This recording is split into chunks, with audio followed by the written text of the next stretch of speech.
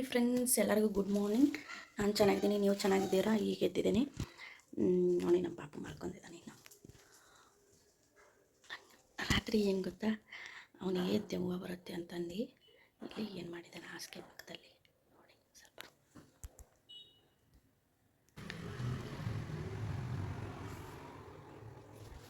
ಪಕ್ಕದಲ್ಲಿ ಹಾಸಿಗೆಯಲ್ಲಿ, ಈ ಹಾಸಿಗೆ ಪಕ್ಕದಲ್ಲಿ ನೋಡಿ ಅಕಸ್ಮಾತ್ ಕೇಳ್ಕೊಂಡು ಮಾಡ್ಕೊಂಡಿದ್ದಾನೆ. ಪಾತ್ರೆ ತೊಳಿಬೇಕು. ಬೆಳಗ್ಗೆ ತಕ್ಷಣ ಒಂದು ದೇವ್ರ ಕೈ ಮುಗಿತೀನಿ, ಆಮೇಲೆ ಪಾತ್ರೆ ತೊಳೆದು ಎಷ್ಟು ಗಲೀಜಾಗ್ತೀನಿ ನೋಡಿ ಎಲ್ಲ ಕ್ಲೀನ್ ಮಾಡ್ಕೊಂಡು ಅವನಿಗೆ ಮಂಡಕ್ಕಿ ಮಾಡ್ಬೇಕಂತೆ ಇವತ್ತು. ಅದಕ್ಕೆ ನೋಡಿ ಮಂಡಕ್ಕಿ ಪಾಕೆಟ್ ಎಷ್ಟು ದೊಡ್ಡ ತೊಗೊಂಬಂದು ಇಟ್ಕೊಂಡಿದ್ದಾನೆ. ಮಂಡಕ್ಕಿ ಮಾಡೋಣ ಇವತ್ತು ತಿಂಡಿಗೆ. ಇವತ್ತು ಸಂಡೇ. ನಿಮ್ಮ ಮನೇಲಿ ಏನು ಮಾಡ್ತಾರಂತ ಕಮೆಂಟ್ ಮಾಡಿ. ನೋಡಿ, ನಿನ್ನೆ 5 ರೂಪಾಯಿ ಒಂದು ಪುದೀನ ಬಂದಿತ್ತು. ಪುದೀನ ಜಾಸ್ತಿ ಇತ್ತಪ್ಪ ಅಂದರೆ ಈ ಥರ ಮಾಡಿ ತೊಳೆದ್ಬಿಟ್ಟು ಒಂದಿನ ಫುಲ್ ಇದರಲ್ಲಿ ನೀರೇನು ಇಲ್ಲ ಮಾಡಿ ತೊಳೆದು ರಾತ್ರಿ ಇಡೀ ಹಂಗೆ ಬಿಟ್ಟಿದೆ. ಇದನ್ನು ಸ್ವಲ್ಪ ಮನೇಲೆ ಅಂದರೆ ನೆರಳಲ್ಲೇ ಒಣಗಿಸ್ಬೇಕು. ಒಣಗಿಸಿ ಈ ಬಿರಿಯಾನಿ ಪಲಾವನ್ನು ಅದು ಇದು ಏನಾದರೂ ರೈಸ್ ಐಟಮ್ ಮಾಡಿದಾಗ ಇದು ಹಾಕೋಣಕ್ಕೆ ಬರುತ್ತೆ. ಅವಾಗ ನನ್ನ ಟೈಮ್ ಜಾಸ್ತಿ ರೇಟ್ ಆಗಿರುತ್ತಲ್ಲ, ಈ ಐಡಿಯಾ ಮಾಡ್ತೀನಿ ನಾನು ಯಾವಾಗಲೂ. ನೋಡಿ, ನೀವು ಟ್ರೈ ಮಾಡಿ ಆಮೇಲೆ ಗೊತ್ತಾಗುತ್ತೆ ನಿಮಗೆ ಹೆಂಗೆ ಅಂತ. ಪಾತ್ರೆ ತೊಳೆದು ಗ್ಯಾಸ್ ಕಟ್ಟಿರೋ ನಿನ್ನೆ ಹಾಕಿದ ವಿಡಿಯೋಕ್ಕೆ 86 ಜನ ನೋಡಿದ್ರೆ ಇನ್ನೊಂದು ನನಗೆ ತುಂಬ ಖುಷಿ ಆಗ್ತೈತೆ. ಯಾರು ಕಮೆಂಟ್ ಮಾಡಿಲ್ಲ, ಲೈಕ್ ಮಾಡಿಲ್ಲ, ಬರೀ ನೋಡ್ತಾ ಹೋಗಿದ್ದಾರೆ. ಯಾರಂತ ಗೊತ್ತಿಲ್ಲ. ಎಲ್ಲ ನೋಡಿದವ್ರಿಗೆ ಥ್ಯಾಂಕ್ಸು ತುಂಬ.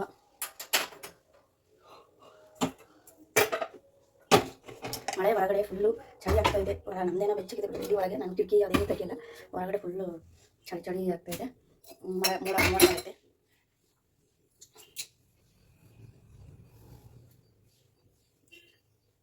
ನೆಕ್ಸ್ಟ್ ನನಗೆ ಸಬ್ಸ್ಕ್ರೈಬ್ ಮಾಡ್ಕೊಳ್ಳಿ, ಬೆಲ್ಲೈಕನ್ ಪ್ರೆಸ್ ಮಾಡಿ, ಕಮೆಂಟ್ ಮಾಡಿ. ನೋಡಿ ವಿಡಿಯೋ ಹಂಗೆ ಬಿಡ್ತೀರಾ, ಕಮೆಂಟ್ ಮಾಡಿ, ಏನೇ ಇರಲಿ ನನಗೆ ಸಪೋರ್ಟ್ ಮಾಡಿ. ನಮಗೆ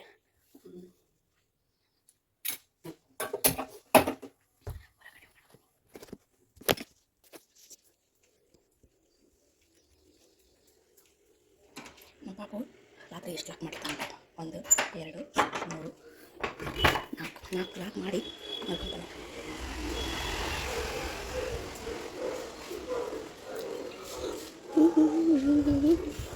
ಈಗ ಚೂರು ಮೋಡ ಮುಚ್ಕೊಂಡು ಸ್ವಲ್ಪ ಪರವಾಗಿಲ್ಲ. ಮೋಡ ಏನು ಮುಚ್ಕೊಂಡು ಅಷ್ಟೊಂದು.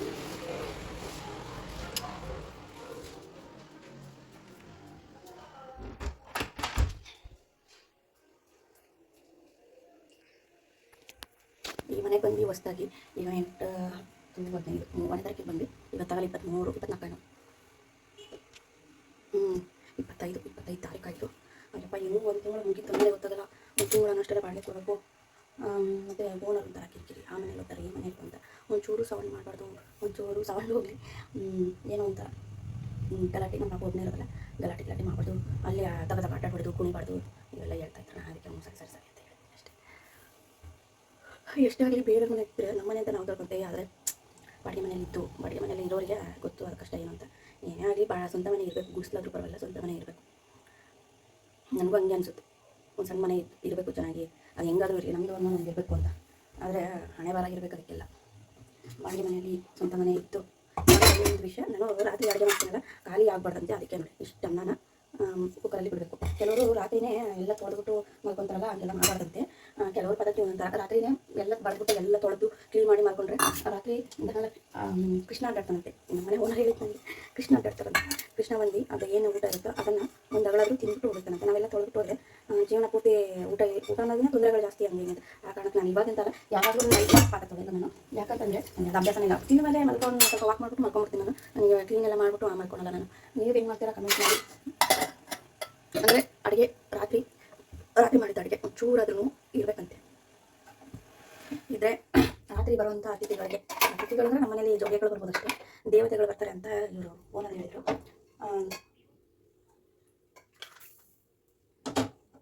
ಅದಕ್ಕೆ ಬರಲಿ ದೇವತೆಗಳು ನಮ್ಮ ಮನೆಗಂತ ನಾನು ಸ್ವಲ್ಪ ಎಲ್ಲ ಇರ್ತಾಯಿದ್ದೆ.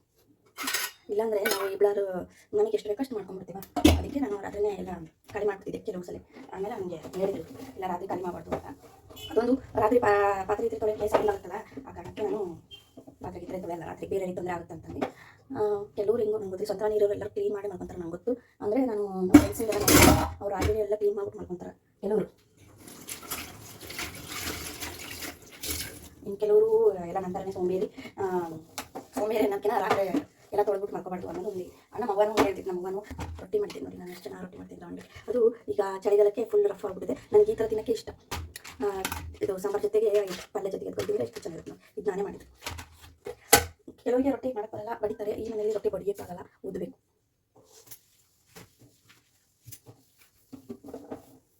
ಸಂಡೆ ನಿಮ್ಮ ಮನೇಲಿ ಸ್ಪೆಷಲ್ಲು, ನಮ್ಮ ಮನೇಲಿ ಸ್ಪೆಷಲ್ ಇಲ್ಲ.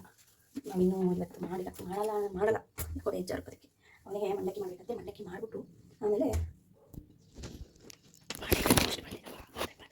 ಬಾಪು ಮಾಡ್ಕೊಂಡು ನೀನು ಅವನಿಗೆ ಸೌಂಡ್ ಆಗಿಬಿಟ್ರೆ ಅವನಿಗೆ ಸೌಂಡ್ ಆದರೆ ಸೌಂಡ್ ಹಾಕ್ಬಿಡ್ತಾನೆ. ಏನಾಗ್ತೈತೆ ಅವನು ಸೇರ್ಕೊಂಡ್ಬಿಡ್ತಾನೆ.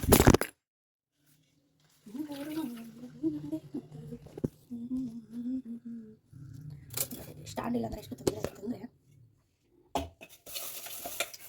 ಸೌಂಡು ಹೇಳ್ತಾರೆ. ಬೇರೆ ಮನೆಗೆ ಬಿಟ್ಟರೆ ಇದೆ ತೊಂದರೆ ನಾವು ಯಾವ ಸ್ವಂತ ಮನೆ ಒಂದು ಇರಬೇಕು ಅನ್ನೋದಕ್ಕೆ ಯಾವಾಗ ಕೂಡಿ ಬರುತ್ತೋ ಏನೋ.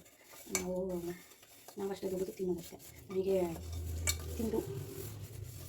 ತಿನ್ನೋಕ್ಕೆ ಹಾಕೊಳ್ಳೋ ಬಟ್ಟೆ ಅಷ್ಟೇ ಆಗೋದು, ಅದರಲ್ಲಿ ಆಗಲ್ಲ. ಮನೆಗೆ ನೋಡೋಣ ಯಾವಾಗ ಎಲ್ಲರದ್ದು ಸಪೋರ್ಟ್ ಇದ್ದರೆ ಮನೆಗೆ ಮಾಡೋಣ. ಈಗ ಬೇಸಿಗೆ ಮುಗೀತು ಅನ್ನೋದೇ ಗೊತ್ತಾಗಲಿಲ್ಲ ನಮಗೆ. ಬೇಸಿಗೆ ಮುಗಿದು ಸ್ಕೂಲೆಲ್ಲ ಸ್ಟಾರ್ಟ್ ಆಗ್ತಾಯಿದೆ. ಬೆಳಗ್ಗೆ ಎದ್ದು ಸ್ಕೂಲಿಗೆ ರೆಡಿ ಮಾಡಬೇಕು. ನಾವು ಬೇಸಿಗೆ ಟೈಮಲ್ಲಿ ಎಲ್ಲೂ ಹೋಗಲ್ಲ. ಯಾಕಂದರೆ ನಮ್ಗೆ ಯಾರು ಬೇರೆ ಊರಿಗೆ ಹೋಗಬೇಕು, ಅಲ್ಲಿ ಹೋಗ್ಬೇಕು, ಇಲ್ಲಿ ಹೋಗ್ಬೇಕು, ನಮ್ಗೆ ಯಾವ ಊರು ಇಲ್ಲ. ನಾವಿರೋದೇ ಒಂದು ಊರು. ಅದಕ್ಕೆ ಅವನ ಪಾಪಗೂ ಎಲ್ಲೂ ಕರ್ಕೊಂಡು ಹೋಗಿಲ್ಲ. ಈಗ ಬೇಸಿಗೆಯಲ್ಲಿ ಕೆಲವು ಜನರು ಬಿಸಿಲಲ್ಲಿ ಅಡ್ಡಾಡ್ಬಾರ್ದು, ಫುಲ್ಲು ಅದಾಗುತ್ತೆ. ಅದಕ್ಕೆ ನನಗೂ ಒಬ್ಬನೇ ಇರೋದು, ನನಗೆ ಭಯ ಆಗುತ್ತೆ. ಹಂಗಾಗಿ ನಾವೆಲ್ಲೂ ಹೊರಗೆ ಹೋಗಿಲ್ಲ. ಏನೇ ಇರಲಿ ಮನೆಯಲ್ಲೇ ಮಾಡ್ಕೊಂಡು ಮನೆಯಲ್ಲೇ ತಿನ್ಕೊಂಡು ಮನೇಲೇ ಇರೋದು. ನಮ್ಮ ಫ್ರೆಂಡ್ಸು ಹೇಳಿದ್ರು ಹೋಗೋದು ಅಂತ. ಆದರೆ ಅವರವರು ಬ್ಯುಸಿ ಇರ್ತಾರಲ್ಲ, ಹಂಗಾಗಿ ಎಲ್ಲೂ ಕರ್ಕೊಂಡು ಹೋಗಿಲ್ಲ. ನಮ್ಮ ಪಾಪು ಅಳಿಸಲ್ಲ. ಎಲ್ಲರೂ ಹೋಗಿದ್ರು, ನಾವೆಲ್ಲೂ ಹೋಗಿಲ್ಲ ಅಂತ ಅವ್ನು ಎಲ್ಲಕ್ಕೂ ಸಹಿಸ್ಕೊತಾನೆ. ನನಗೆ ಹೇಳಿದ್ರೆ ಅರ್ಥ ಮಾಡ್ಕೊತಾನೆ. ನಮ್ಮ ಪಾಪು ಅಂತ ನಾನು ಅಷ್ಟೇ ಕರ್ತೀನಿ. ಅವನು ಈಗ 4th ಸ್ಟ್ಯಾಂಡರ್ಡು. ಅವನಿಗೆ ಎಲ್ಲರೂ ಪಾಪು ಅನ್ಬಾರ್ದು. ಅದನ್ನು ಲಾಸ್ಟ್ ಮಾಡೋ ಫಿಲಮ್ ಇದೆಯಲ್ಲ, ಮಗು ಅಂತ. ಅವನಿಗೆ ಪಾಪು ಅನ್ಬಾರ್ದು, ಸಿಟ್ಟು ಬರ್ತದೆ.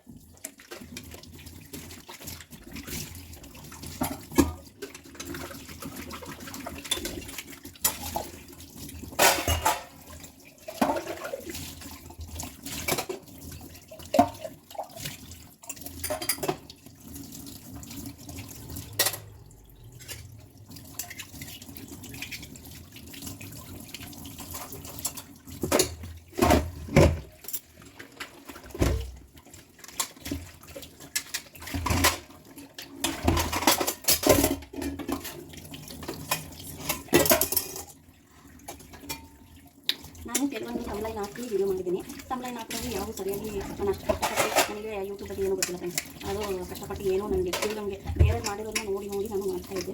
ತಮ್ಲೈನ್ ಅಷ್ಟು ಕ್ಲೀನಾಗಿ ಮಾಡಾಕಿದ್ರು ಯಾರು ಓಪನ್ ಮಾಡಿ ನೋಡ್ತಾನೆ ಇರಲಿಲ್ಲ. ನಿನ್ನೆ ನಾನು ಹೇಳಿದೆ ಒಂದೇ ಮಾತು, ನೋಡೋರು ನೋಡಿ, ಅವ್ರವ್ರ ಇಷ್ಟ ನಾವು ಏನು ಹೇಳೋಲ್ಲ. ಯಾಕಂದರೆ ನಮ್ಮಂಥವ್ರು 1000 ಜನ ಯೂಟ್ಯೂಬಲ್ಲಿ ನೋಡಲೇಬೇಕು ಅಂತ ಏನಿಲ್ಲ. ನಾನು ಕೆಲವರಿಗೆ ಎಷ್ಟೊಂದು ಜನಕ್ಕೆ ಈಗ 3,000-4,000 ಜನಕ್ಕೆ ನಾನು ಸಬ್ಸ್ಕ್ರೈಬ್ ಮಾಡ್ಕೊಂಡಿದ್ದೀನಿ. ಆದರೆ ನನಗೆ 1,000 ಸಬ್ಸ್ಕ್ರೈಬ್ ಆಗಿ ಅದು ಮುಂದೆನೇ ಹೋಗ್ತಿಲ್ಲ. ನಾನು ಅದಕ್ಕೆ ಬೇಜಾರಾಗಿ ಬಿಟ್ಬಿಟ್ಟಿದ್ದೆ ಸ್ವಲ್ಪ ದಿನ. ಈಗ ನನಗೆ ಬಂದರು ಮಾಡು ಯಾರೋ ನೋಡ್ತಾರೆ, ಯಾರೋ ಬಿಡ್ತಾರೆ, ಯಾರು ಸಬ್ಸ್ಕ್ರೈಬ್ ಮಾಡಲ್ಲ ಅನ್ನೋದನ್ನ ಮಾಡು, ನಿನಗೆ ಖುಷಿ ಸಿಗುತ್ತೆ ನೀನು ಮಾಡು ಅಂತಂದು. ಆ ಕಾರಣಕ್ಕೆ ನನಗೆ ಖುಷಿ ಅಲ್ಲ, ಬೇರೆಯವ್ರಿಗೆ ಹಂಗೆ ಹಿಂಗೆ ಅಂತಂದು ನಮ್ಮನ್ನು ನಾವು ತಿಳ್ಕೊಂಡ್ರೆ ಚೆನ್ನಾಗಿರುತ್ತೆ ಅಂತ ನಾನು ಮಾಡ್ತಾಯಿದ್ದೀನಿ. ನಿಮಗೆಲ್ಲ ಸಹಕಾರ ಬೇಕು. ನನಗೆ ಕಷ್ಟ ಇದೆ. ಆ ಕಷ್ಟದಲ್ಲಿ ಈಗ ಇದನ್ನು ಮಾಡಿ ನಾನು ಬಗೆಹರಿಸ್ಕೊಬೇಕಂತಲ್ಲ, ಏನೋ ಒಂದು ಸಹಾಯ ಅನ್ನೋದು ಇರುತ್ತಲ್ಲ. ಆ ಕಾರಣಕ್ಕೆ ನಾನು ಮಾಡೋಣ ಅಂದ್ಕೊಂಡು ದಿನಚರಿ ಏನಿರುತ್ತೆ ಅದನ್ನು ಮಾಡೋಣ ಅಂತ ಅಂದ್ಕೊಂಡಿದ್ದೀನಿ. ನಿಮಗೆಲ್ಲ ಸಹಕಾರ ಬೇಕು ನನಗೆ. ಇವತ್ತೇ ನೆಕ್ಸ್ಟ್ ಕರೆನ್ಸಿನ ಖಾಲಿ ಆಗುತ್ತೆ ನನಗೆ. ಆ ಕಾರಣಕ್ಕೆ ನಾನು ಈಗಲೇ ಮಾಡ್ತಾ ಇದ್ದೀನಿ. ಕರೆನ್ಸಿ ಈಗ ಇವತ್ತು ನೈಟಿಗೆ ಖಾಲಿ ಆಗುತ್ತೆ. ಮತ್ತು ನಾಳೆ ನಡೀತು ಕರೆನ್ಸಿ ಇರೋಂಗಿಲ್ಲ. ಕರೆನ್ಸಿಗೂ ನನ್ನ ಹತ್ರ ಅಷ್ಟೊಂದು ಅಮೌಂಟ್ ಇಲ್ಲ ಬಿಡಿ. ಆ ಕಾರಣಕ್ಕೆ ನಾನು ಸಬ್ಸ್ಕ್ರೈಬ್ ಮಾಡ್ಕೊಳ್ಳಿ.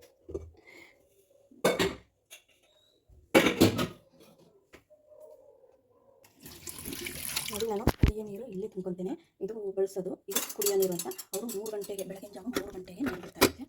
ಒಳ್ಳೆ ನೀರು ಅಂತಾರಲ್ಲ ಅದು.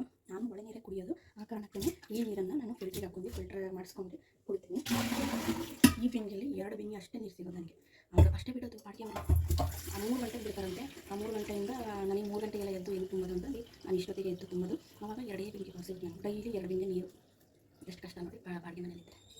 2 ಬಿಂದಿಗೆ ಸಿಗುತ್ತೆ. ಇಲ್ಲಾಂದರೆ 3 ಸಿಕ್ಕರೆ ಲಾಸ್ಟ್. ಬೇಗ ಇದ್ದರೆ 3 ಸಿಗುತ್ತೆ, ಸ್ವಲ್ಪ ಲೇಟಾಗಿದ್ದರೆ 2 ಸಿಗುತ್ತೆ. ನಾನು ಒಳ್ಳೆ ನೀರು ಕುಡಿಯೋದು. ನನಗೆ ಫಿಲ್ಟರ್ ನೀರು, ಬಾಟಲ್ ನೀರು ಅದೆಲ್ಲ ಇಷ್ಟ ಆಗಲ್ಲ. ಆ ಕಾರಣಕ್ಕೆ ನನಗೆ ಬಂದಿದೆ, ನನಗೆ ಒಳ್ಳೆ ನೀರು ಬೇಕು ಅಂದಿದ್ದಕ್ಕೆ ಅವರು ಯಾರು ಕುಡಿಯೋಲ್ಲ ಒಳ್ಳೆ ನೀರು ಅಂತ ಹೇಳಿ ನನಗೆ ಬೇಕೇ ಬೇಕು. ಮತ್ತು 2 ಬಿಂದಿಗೆ ಬಿಡ್ರಿ ಡೈಲಿ ಅಂದಿದ್ದಕ್ಕೆ ಅವರು ಒಳ್ಳೆ ನೀರು ಅಂತ ಕುಡಿಯೋದು ಓನರು. ಅವ್ರಿಗೆ ಬಿಟ್ಕೊತಾರಲ್ಲ, ಆವಾಗ ನನಗೆ 2 ಬಿಂದಿಗೆ ಅಷ್ಟು ಸಿಗುತ್ತೆ. ಯಾವಾಗಲೇ ಬಂದಾಯಿತು 2 ಬಿಂದಿಗೆ. ಎಷ್ಟು ಟ್ರೈ ಮಾಡಿ ಎಷ್ಟು ಬೇಗ ಇದ್ರೂ 2 ಬಿಂದಿಗೆ ಒಳಗೆ ಸಿಗೋದು ನನಗೆ ಮೇಲ್ಗಡೆ ಮನೆಗೆ. ನಡೀತು ನಿಮಗೆ ಬರೋಲ್ಲ ಅಷ್ಟೇ. ಅರ್ಧ ಬಿಂದಿಗೆ ಆಯಿತು ಅಷ್ಟೇ. ಮತ್ತು ನಾಳೆ ಮಟನು 2 ಬಿಂದಿಗೆ. ಈ ಬಿಂದಿಗೆಲ್ಲ 2 ಬಿಂದಿಗೆ ಇಡೀ ದಿನ ಮಾಡಬೇಕು ನಾನು ಅಡುಗೆಗೆ, ಕುಡಿಯೋಕ್ಕೆ. ಈ ಫಿಲ್ಟ್ರು ಕೆಲವು ಮನೆ ಇರುತ್ತೆ. ಇದು ನಮ್ಮೊಂದು ನಮ್ಮಮ್ಮ ನನಗೆ ಅಂತ ಕೊಟ್ಟಿದ್ದಲ್ಲ. ನಮ್ಮಮ್ಮ ಇಲ್ಲ, ನಮ್ಮಮ್ಮ ಇದ್ದಕ್ಕೆ ನಾನೇ ಯೂಸ್ ಮಾಡ್ತಾಯಿದ್ದೀನಿ. ಈಗ ಕಸ ಗುಡಿಸ್ಬೇಕು.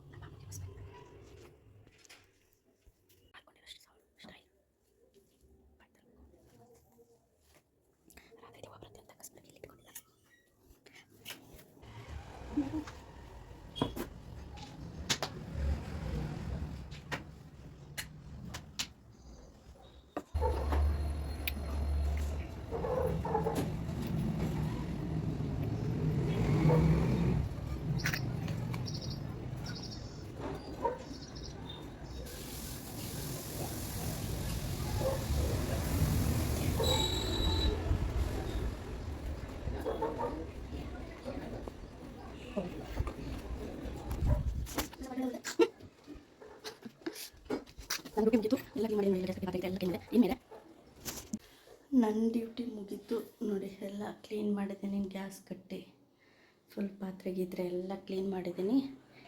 ಈಗ ಕಸ ಗುಡಿಸಿ ನೆಲ ಒರೆಸಿ ಆಯಿತು. ಬೇಡ ಎದ್ದು ಬಿಸಿನೀರು, ಒಂದು ಲೋಟ ಬಿಸಿನೀರು ಕಾಸ್ಕೊಂಡು ಕುಡಿದ್ರೆ ಒಂದು ಜೀರ್ಣ ಚೆನ್ನಾಗಾಗುತ್ತೆ ಮತ್ತು ತೆಳ್ಳಗಾಗ್ತಾರಂತೆ. ಅದಕ್ಕೆ ಒಂದು ಇಷ್ಟು ಕಾಸಿರ್ತೀನಿ ನೋಡಿರಿ ನಮ್ಮಿಬ್ಬರಿಗೆ.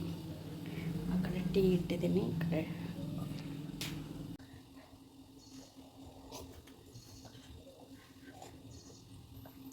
ಬೆಳಗ್ಗೆ ಚಳಿಗೆ ಬಿಸಿನೀರು ಕುಡಿದ್ರೆ ಏನೋ ಒಂಥರ ಮಜಾ.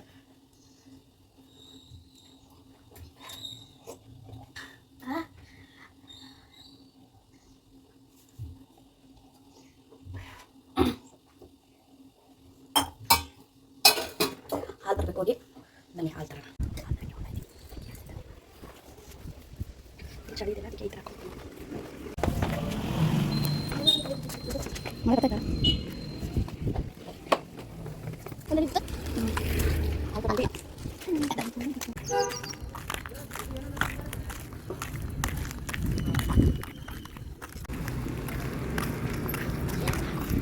ಎಷ್ಟು ರೂಪಾಯಿ ಕೊಟ್ಟವನು?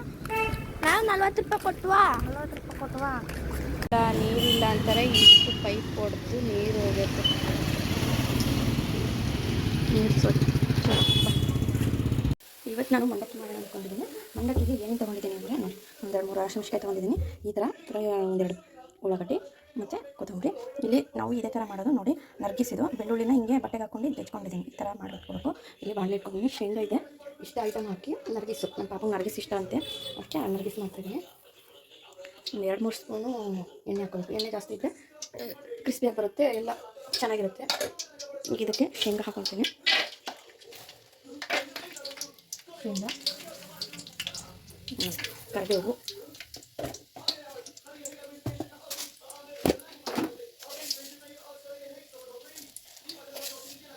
ಸಾಸಿವೆ ಹಾಕಬೇಕು, ಚೆನ್ನಾಗಿರುತ್ತೆ. ಜೀರಿಗೆ,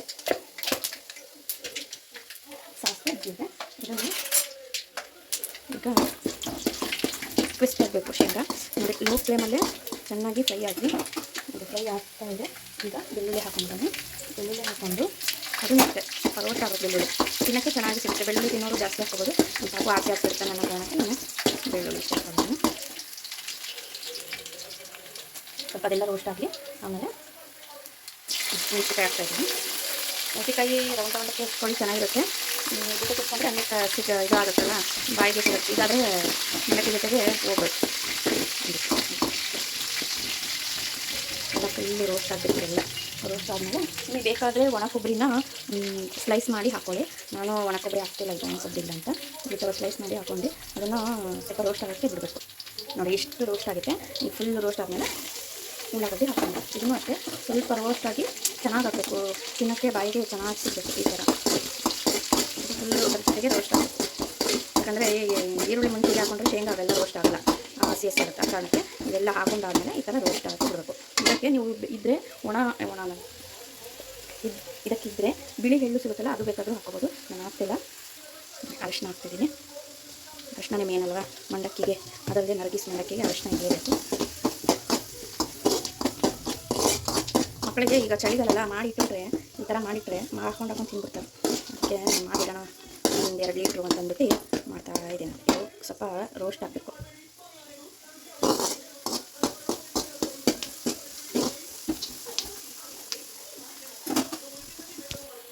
ಇದು ಮಂಡಕ್ಕಿ ಚೀಲ. ಇದರಲ್ಲಿ ಎಷ್ಟು ಲೀಟರ್ ಇರುತ್ತೆ ಅಂತ ನನಗೆ ಗೊತ್ತಿಲ್ಲ. ಇದನ್ನೆಲ್ಲ ಹಾಕೂ ಇಲ್ಲ ಅವರು.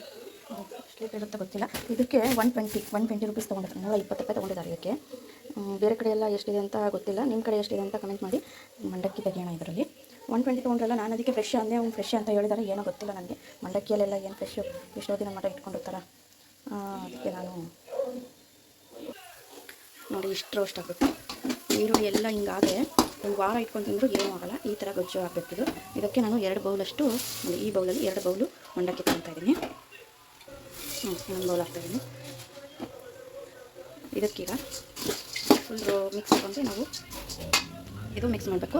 ಇದಕ್ಕೆ ಮೇನ್ ಬೇಕಾಗಿರೋದು ಅಂದರೆ ನಾನು ನಿನ್ನೇನೂ ಹೇಳಿದ್ದೀನಿ, ನಮ್ಮ ಮನೇಲಿ ಯಾವಾಗಲೂ ಕಡಲೆ ಪುಡಿನ ರೆಡಿ ಮಾಡಿ ಇಟ್ಕೊತಿದ್ದೀನಿ. ಅದನ್ನು ಇಲ್ಲಿ ಹಾಕಬೇಕು. ಕಡಲೆ ಪುಡಿ ನಾಲ್ಗೆ ಸಿಹಿ ಕಡಲೆ ಪುಡಿ ಇದ್ರೇ ಟೇಸ್ಟ್. ಒಬ್ಬೊಬ್ರು ಗೊಜ್ಜೊಳಗೆ ಹಾಕ್ತಿರ್ತಾರೆ, ಗೊಜ್ಜೊಳಗೆ ಹಾಕಿದರೆ ಅದೊಂಥರ ಗಂಟುಗಂಟಾಗುತ್ತೆ.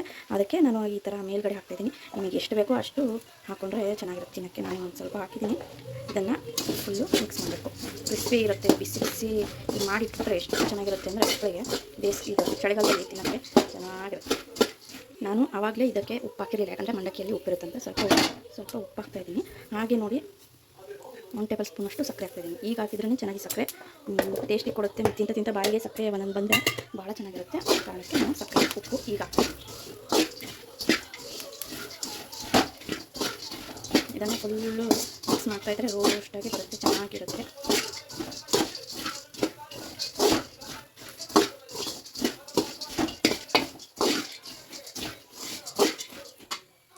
ಮಂಡಕ್ಕಿ ರೆಡಿ. ಟೀ ಜೊತೆಗೆ ಈ ಥರ ಮಾಡಿಕೊಟ್ರೆ ನಮ್ಮ ಪಾಪ ತುಂಬ ಇಷ್ಟ ಮಾಡ್ತೀನಿ. ಇದಕ್ಕೆ ನಾವು ಬೇಕಂದರೆ ಮೇಲ್ಗಡೆ ನೋಡಿ ಹಸಿರು ಈರುಳ್ಳಿ, ಒಂದು ಸ್ವಲ್ಪ ಕೊತ್ತಂಬರಿನ ಹಾಕಿ ಮೇಲ್ಗಡೆ ಚೂಡ ಖಾರ, ಸಣ್ಣ ಖಾರನ ಹಾಕ್ಕೊಂಡು ತಿಂದರೆ ಸೂಪರಾಗಿರುತ್ತೆ. ನೋಡಿ ಇನ್ನೂ ಇಷ್ಟು ಮಂಡಕ್ಕಿ ಉಳಿದಿದೆ. ಮಂಡಕ್ಕಿ ಇದಕ್ಕೆ ಉಪ್ಪು ಸ್ವಲ್ಪ ಕಮ್ಮಿ ಇರುತ್ತೆ, ಯಾಕಂದರೆ ಅದು ಮಂಡಕ್ಕಿ ಒಳಗೆ ಉಪ್ಪಿರುತ್ತಲ್ಲ. ವಯಸ್ಸಾದವರಿಗೆ ತುಂಬ ಚೆನ್ನಾಗಿರುತ್ತೆ. ಮಕ್ಕಳಿಗೆಲ್ಲ ಜಾಸ್ತಿ ಉಪ್ಪು ಕೊಡಬಾರ್ದು. ಈಗಿನ ಟೈಮಲ್ಲಿ ಕೊಲೆಸ್ಟ್ರಾಲ್ ಜಾಸ್ತಿ ಮತ್ತು ಅದೇನೋ BP ಅವು ಇವು ಅಂತಾರಲ್ಲ, ವಯಸ್ಸಾದವರಿಗೆ ಮಕ್ಕಳಿಗೆ ಚೆನ್ನಾಗಿದೆ. ಈಗ ಟೀ ಜೊತೆಗೆ ಮಂಡಕ್ಕಿ ನಾನು ಸ್ವಲ್ಪ ತಿನ್ನುತ್ತೀನಿ ಅಂತ.